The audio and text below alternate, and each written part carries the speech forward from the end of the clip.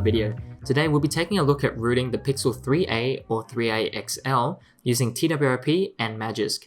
Now if you need any more information about what these terms mean, or this is your first time, feel free to have a look down below at the video post. I have a link to that in the more info. Now if you're familiar with this, I'm sure you already know the process, but here it is in a kind of slowish fashion where I'll try to explain what's happening at each step as well. But please do read the description before you begin, as a lot of it will be covered in there as well. The only thing you'll need to have done before this is to have unlocked the bootloader. I've decided to separate that portion out of this video into a separate one, just so we can kind of focus on the main rooting aspect in this video here. So I'll leave a link to unlocking the bootloader down below. So once you have unlocked the bootloader, we can now go ahead with this video, and of course we'll need to download a few things. So let's head over to our computer here, and the first thing you want to download is the latest SDK platform tools. Now this is just fastboot and ADB, these executables that we use to communicate with our phone in its various states. So I'm going to download the one for Windows here, click on this, and then you'll have to read and agree with the terms and conditions, and then click on the blue download button. Once you have downloaded that, and just save it to a place all in one folder, I have saved everything in this Android folder here that you'll see shortly. Make sure you also have the latest version here, and I'll show you how to check which version of fastboot or ADB that you have installed on your computer later on. So make sure you have the latest version, and it doesn't hurt to download it. Again, it's only about 11 megabytes. And the next thing you want to download is of course the latest version of the official TWRP. Now this was released earlier this week or a few weeks ago, and this is pretty exciting before we had to use Magisk Manager to patch our boot image. Of course, more information on that down below. This will only work on, I think it is Android Pie right now. I always get confused. So Android Pie, this should work just fine, and we have an official link to the TWRP website. And of course, you can discuss about this in this XDA thread here, and I'll also link this XDA thread down below. But of course, we're going to take a look at the official download page for the Pixel 3a's TWRP. And of course, I'll also leave a link to the Pixel 3a XL's TWRP. Hopefully they have one. And all you have to do is download the latest TWRP image. Right now, there is no installation zip, as our current kernel does not support this extraction or compression method or type, I should say, the LZMA. That's it. The LZMA compression support. So there is no TWRP installer as of yet. But when the time comes, and I'll update the website or the post about this, just download the TWRP image for the time being. Now this means that you can only access TWRP when you have another device or computer to load the image to your phone. And I'll explain a bit about this later on, but make sure you download the image file and not the hashes here or the ASC. Download the image file right in the middle, the largest one, and just save that in the same folder as where everything else is. And last but not least, we'll just need to download a few things from the Magisk thread. Now Magisk is used to manage root access with your applications. That's more so of Magisk Manager's job, and Magisk is the underlying program or daemon, I guess, that will do all its other things like the Magisk modules. So this is pretty much what we use to root our device, and also to gain all these other cool features and access to modules, of course. So we want to scroll down until we hit up the download section, and you want to click on the latest stable or the latest beta if you're feeling a bit spicy. It doesn't really matter which one you download. I usually download the beta, but right now they're the same versions, which is nice. And we also want to download the latest Magisk Uninstaller, just in case things go wrong and you don't want to download the whole factory image to restore your phone. You can just quickly uninstall Magisk. So in the end, you'll have 4 files downloaded: the SDK platform tools here, the TWRP image, the Magisk zip, and the Magisk Uninstaller flashable zip. All you have to do now is, of course, copy a few things to your phone once you have everything downloaded. And to do that, we'll need to go over to our phone now, don't we? And all we need to do is plug in the USB cable down below, change the charging this device via USB to file transfer, and then we can head back over to our computer here. And all we have to do is find our device here, open up the internal shared storage, and I'm just going to copy everything to the bottom of it. So here, I'm going to copy over the Magisk Uninstaller and Magisk zip file over to my Pixel 3a. Just at the bottom here, you can see how it has appeared over there. We don't need to copy these two because they'll be used from our computer, and it pretty much has no use on our phone, and we can close that.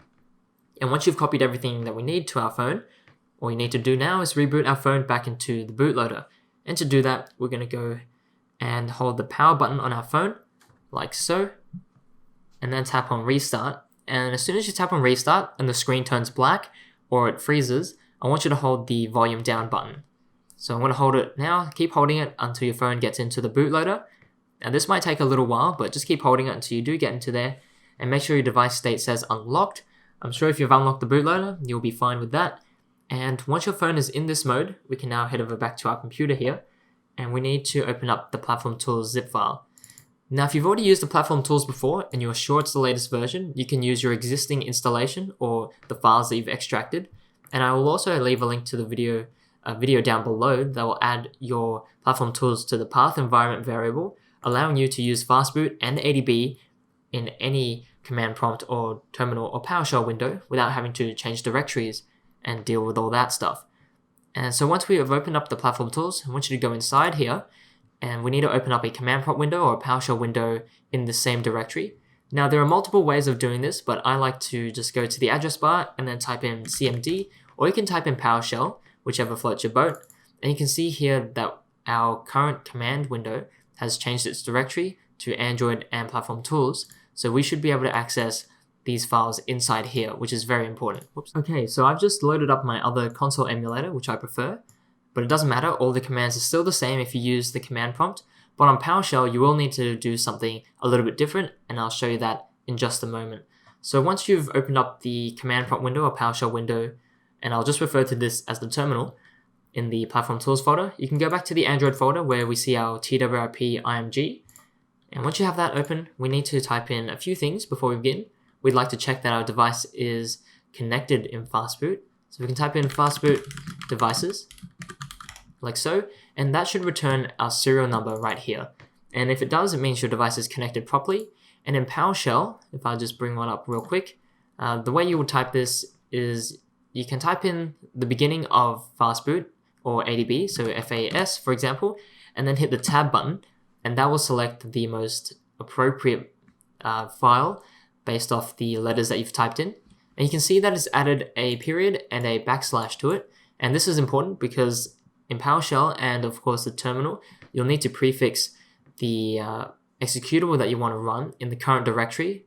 This represents the current directory as a security feature. So in the terminal, it'll look like period / but on Windows it's backslash because we like to use backslashes.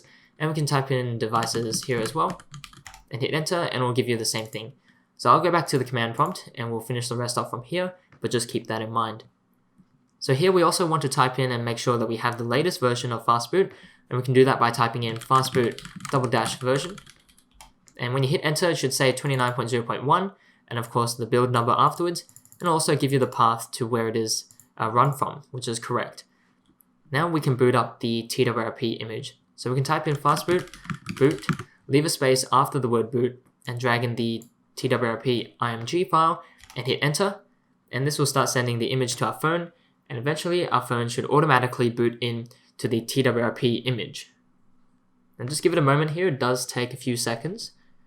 And fingers crossed we'll be able to access our data partition in TWRP. Sometimes due to the security patches and changes to Android, you won't be able to access, or TWRP won't be able to access your data partition. And we'll see how that goes right now. I can explain a bit more on my website, so feel free to check that out. And I'm pretty sure that was correct. 1, 3, 6, 9. Okay, I typed it wrong, but now we should be able to decrypt the data partition here. Give it a few moments, and that's cool. So I'm gonna go to my phone here now, and you can see here it says unmodified system partition. Generally speaking, you'd like to keep this as read-only, and all you have to do here is tap on install, scroll down to where you had copied over Magisk earlier, tap on that, and swipe to confirm flash. Now just give this a moment and we'll install Magisk to our boot image or current kernel, and we'll just fast forward this until it finishes. Alrighty, now that it's done, we can now go ahead and tap on Reboot System, and when it asks you to install the TWRP app, all you should do is tap on Do Not Install and uncheck this while you're at it as well. Now hopefully your phone will boot up without any issues, and I'll show you how to flash that Magisk Uninstaller. It is the same way as we did flash Magisk, so you need to boot up the TWRP IMG because it is only temporary, and then select or decrypt your data partition, go to flash or install, and then flash the Magisk Uninstaller. So my phone's booted up, which is a good sign. So let's put in our PIN again, and we should see Magisk Manager in our app drawer quite soon. Just give it a moment, and if it doesn't appear, and it does, you might just have to restart your phone. But anyways, all we have to do is open up Magisk Manager here, and it should work just fine. So of course my phone's not connected to the internet, so it can't really check for updates. Okay, so you can see that Magisk is up to date, and the Magisk Manager needs an update, but we can sort that out a little later. We can also tap to start the safety net check, and we'll need to download some proprietary code, and that's fine. So right now, it'll just see if our device will pass safety net. Now, even though it doesn't mean that certain apps may still work, such as Pokemon Go, Ingress Prime, and other banking apps out there. It may still not work, and that's when you'll need to use Magisk Hide in order to hide root and, of course, Magisk from certain apps and services here. So you need to find the app that you want to hide root from or Magisk from and select that. But anyways, you can also check out the modules here, and you should also be able to download some later on. But anyways, here's Magisk, and we are rooted and ready to go, and we've also passed safety net. So that's how you root your Pixel 3a. It's quite simple. And when it comes to taking OTAs and doing all that, you should be able to do it using just the normal OTA mechanism. And I'll also leave a link to more instructions on how to do that down below. But you may have to revert to using the factory images to update your phone or the full OTAs, which is a breeze as well. So thanks for watching, guys. If you have any other questions, feel free to leave it down below. And as always, happy flashing.